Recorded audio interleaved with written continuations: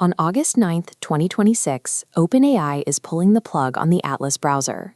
OpenAI is consolidating these browser-based capabilities directly into ChatGPT and Codex. The transition creates an immediate data vacuum. When the server shut down, your bookmarks, open tabs, and browser history will not transfer automatically. Without a manual export, that data vanishes. The transition also affects active sessions and local cookie files. These contain sensitive access tokens that must be deliberately preserved before the cutoff. Users must now move away from a standalone tool and adapt to a split workflow between local desktop apps and remote cloud sessions. To understand the replacement, we have to look at what the Atlas experiment actually was: a specialized agent designed to navigate and execute actions inside a signed-in browser session.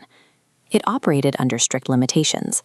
It could not run native code, it couldn't download files, and couldn't install extensions. OpenAI is now migrating these capabilities directly into the ChatGPT and Codex workspaces to bypass those technical ceilings. The developers opted for this deep integration over a standalone app to ensure the agent could finally interact with the broader workspace environment. This diagram outlines the new architecture. To replace Atlas, OpenAI bifurcated the workflow into two distinct engines. The first pathway is the built-in browser for the ChatGPT desktop app on Windows and macOS. It is designed to maintain its own browser state and manage multiple open tabs. Because it relies on localized state, it supports features Atlas lacked. The agent handles native sign-ins, utilizes autofill, integrates with password managers, and supports browser extensions. Because this engine uses your local credentials, you must verify exactly which account is active before you grant the AI access. Furthermore, the AI operates under a strict security constraint. It must treat all parsed web page content as untrusted.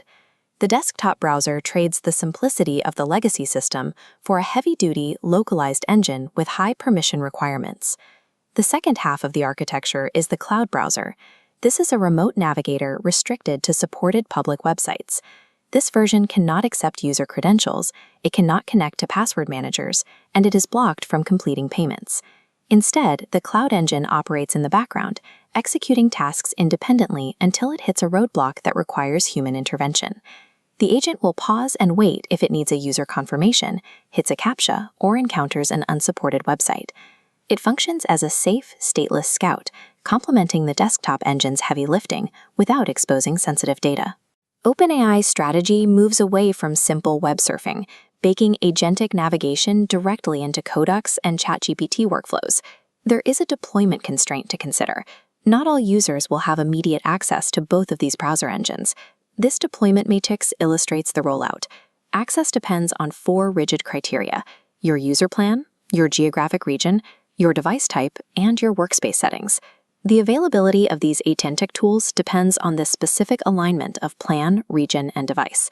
Browser agents cannot safely execute every action without supervision.